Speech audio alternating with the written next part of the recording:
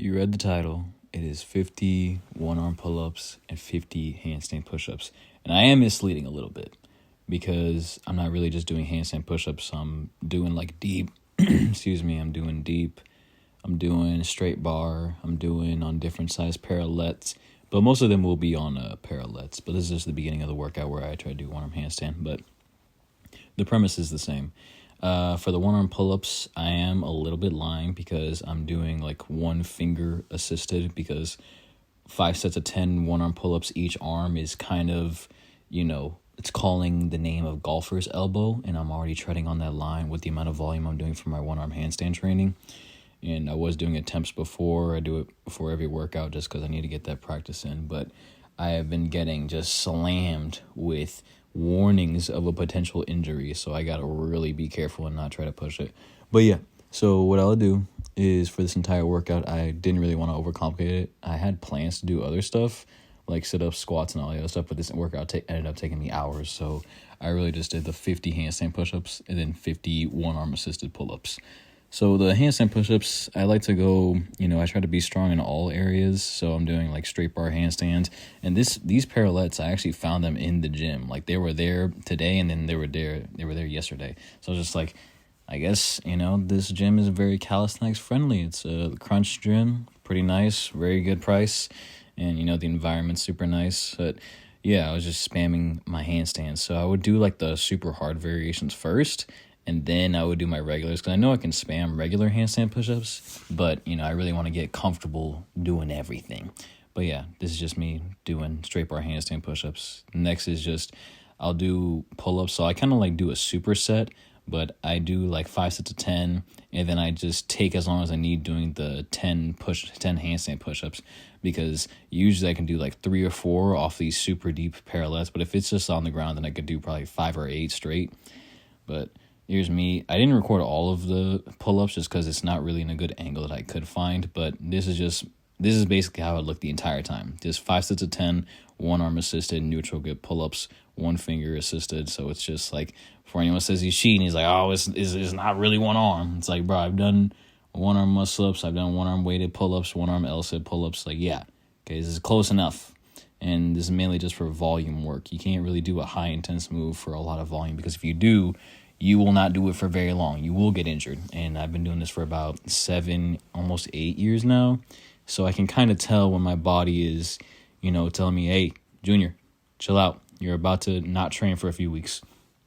And I don't want to deal with that. I've been injured in my sternum. I've been injured in my shoulders, definitely in my wrist a few times. So now I'm just being careful. So I would like to do 50 one-arm pull-ups. I've done it before in a workout. But whenever it turns into like volume stuff, like volume, I consider anything above 25 reps in the whole workout of me doing one specific thing. So if I'm doing like 50, it's mainly because that's either a peak set or a PR set, where it's just like I'm trying to go all out, see if I can do the 50 to see if I mastered that movement. Because that's like a rule of mine to hit 50. If I can do it, then I'll hit 100. Then it's like, okay, mastered. But for one-arm pull-ups, I unlocked one-arm pull-ups years ago when I was in high school. But it's still such a taxing move. That's why you see all the guys who are super strong. You don't see them spamming one-arm pull-ups. And if you do, it's usually because it was all in one workout. The one-arm pull-up is not really an exercise you're supposed to spam. And it's not me making excuses of trying to justify the title. I don't need to. But it's just a simple fact that in any training modality, the guys who are super strong, they don't do all the fancy moves, the crazy powerful lifts. Like Lu Zhaozhong, famous weightlifter, you don't see him hitting his maxes every single time. Or it's like, Junior, that's years ago. It shouldn't be anywhere near your max.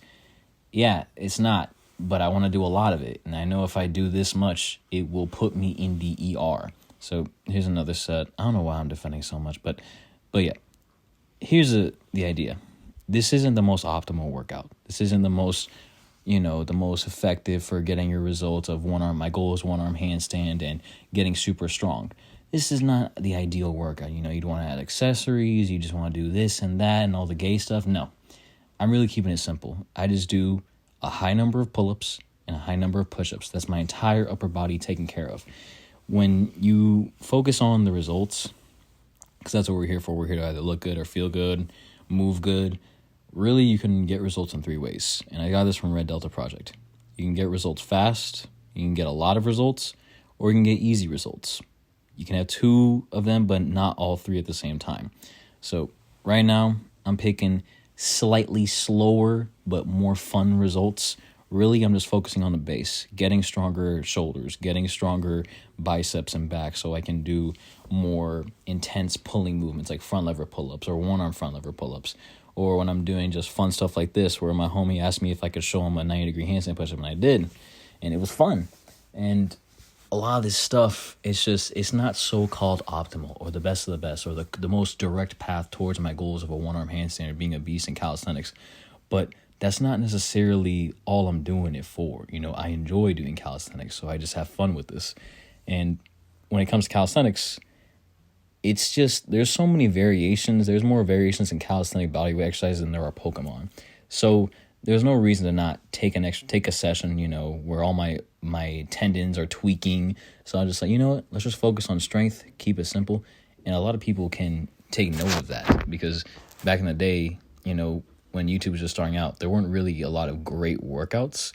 So I started off when I was 15, but even over time, the best workouts I tried were the ones that were super simple.